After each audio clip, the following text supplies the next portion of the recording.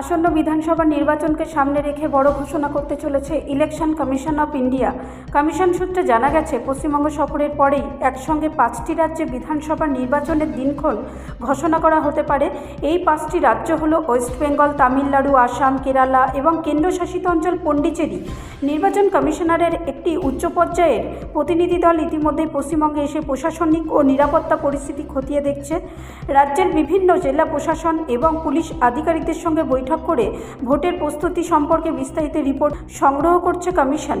সূত্রের খবর, এই সফর শেষ হওয়ার পরেই দিল্লিতে ফিরে সাংবাদিক বৈঠক করে নির্বাচনের পূর্ণাঙ্গ সূচি ঘোষণা করতে পারে নির্বাচন কমিশন। তখনই জানা যাবে ভোট গ্রহণের দিন, মনোনয়ন জমা দেওয়ার সময়সীমা এবং গণনার দিন। এই দিকে সম্ভাব্য নির্বাচনের ঘোষণা ঘিরে ইতিমধ্যেই রাজনৈতিক মহলে জোর তৎপরতা শুরু হয়েছে।